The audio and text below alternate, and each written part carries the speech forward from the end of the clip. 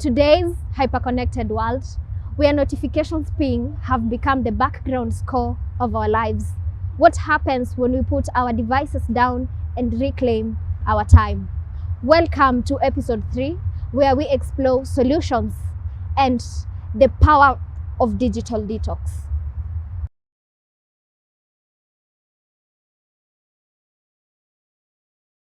Mindfulness is a powerful tool in managing our relationships with technology.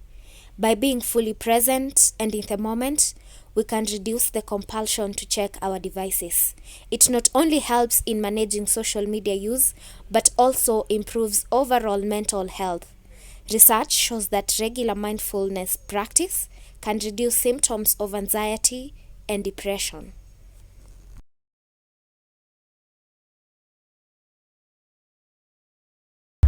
Let's say in a day we have 12 hours. So in those 12 hours, I could possibly take 8 hours in social media. Wake up in the morning, the first thing is check my phone, go to social media, tweet, post, and everything. Yeah, so basically 80 to 85% of my time was on social media.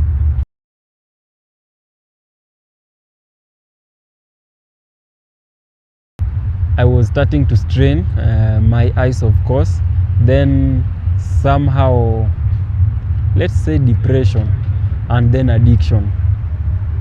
I was in that state that I couldn't do without social media. I couldn't even take 5 minutes or tops without checking on my phone, checking on social media. So when it reached that extent, I knew no, it was enough. This thing now, at the moment, it was becoming like a burden, because you have to spend in social media. It is not free. You have to buy bundles and you have to spend your time. So you find that you are not even productive. You invest yourself in social media that much. You have assignments, or there are certain things you need to do. You can't do them because you are in social media. So you find yourself wasting yourself so much in the expense of social media. Yeah.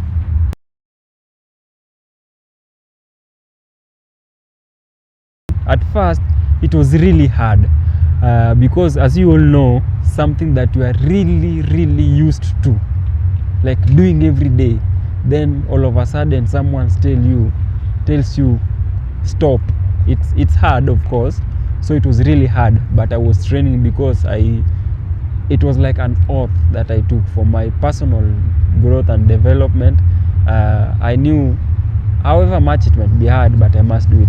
So at first it was really challenging and hard, but at least I tried and managed it.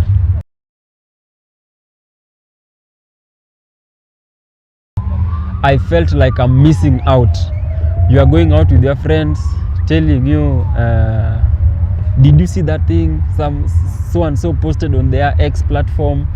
And at that time, you are not in that X, because going to digital detox, I installed all the social media platforms. So missing out is the key. I felt like I was really missing out. Yeah, so that was the hardest part. And again, you feel like you are less informed, because as you all know, we are in a digital era where most news, we get them from digital media. That's where we get most of our news. And while on digital detox, you find yourself missing out a lot, really a lot. So that was the hardest part.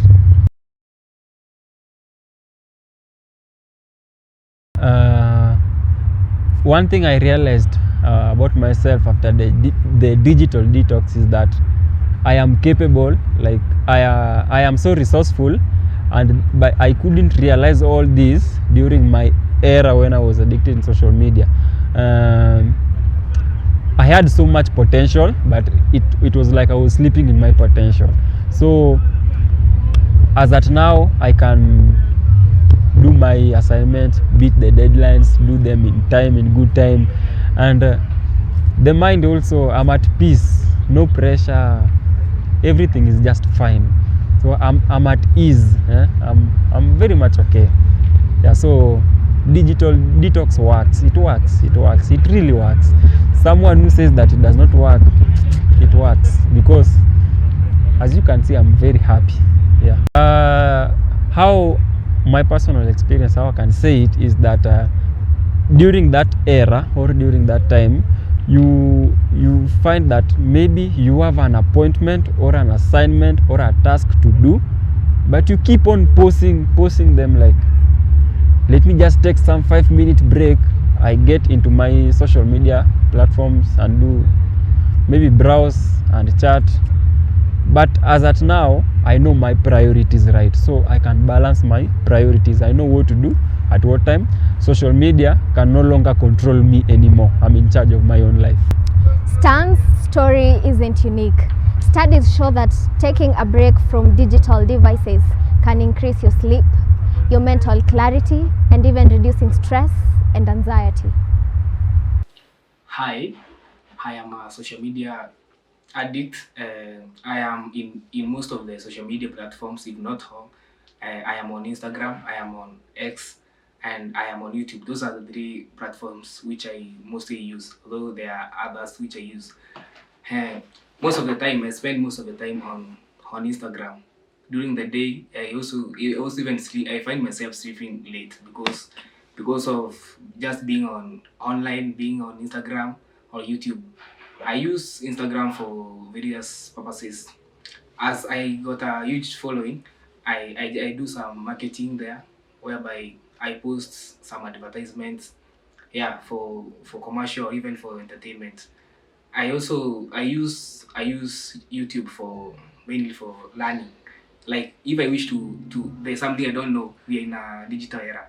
You just produce your YouTube, you Google, as in you search whatever you want to know, and you'll be shown how it is done. And one problem with being disadvantage of being addicted to social media platforms, it consumes a lot of my time. I have come to realize that there are things that I am not. It is addictive to everyone. If you as in unatumia social media platforms sana sana, especially in this digital era, especially as the Gen Zs, most of us are on social media platforms na tunatumia tuna spend a lot of time. Maybe when you are constructive, doing some constructive things, we are just online chatting, nini. Others even go to sites where you can watch bad things such as pornography. People may use social media for hiding themselves and watching pornography, which is not something which is of good use, but people find themselves doing the same. So, the other thing is that you might find that I also even skip meals. I might find myself skipping meals, whereby I'm not even I don't realize that as CC on just skin jar. I realize yeah, it is 6. Sijakula hata lunch, sijakula breakfast, but because I woke up, got into my phone, just started perusing, and yeah, and that is all that I can say about social media addiction. By setting boundaries, we can maintain a healthier balance between our online and offline lives. Balancing digital lives requires effort and commitment, but the benefits are well worth it. So as for me to do away with this addiction, I have come up with some activities which I have come up with ways to make sure that I am busy and not always on my phone. So one, I nowadays I'm going outside with my friends to play games such as football, whereby you find like ikifika tu masaa kama 4 p.m. like I just go out, I leave my phone in my house, I go play with me. I am a footballer. I just go outside with my brothers, tunacheza mpira, we relieve stress, then narudi tu kwa nyumba. Maybe I get back to my phone later.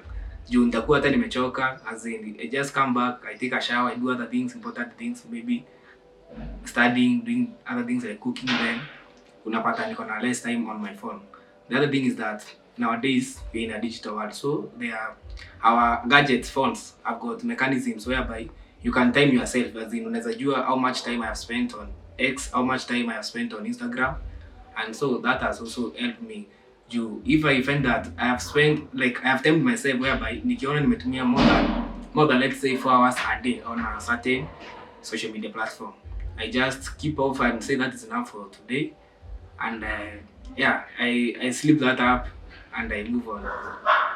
Digital detox, mindfulness, and effective tools can help us navigate the digital landscape with intention and purpose.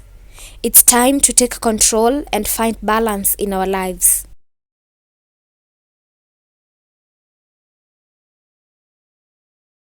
I can say it's working as a digital junkie and a digital journalist. We find ourselves deeply engrossed in our devices and computers at all times, combing the internet for that. But through that, we find ourselves addicted. So I decided to take a digital detox, of which looking at ways of reducing my screen time. And some of these activities are playing football. Most of the times I'm in the field, with guys, running up and down and just trying to relieve the stress out of my mind. And I'm also a fan of books.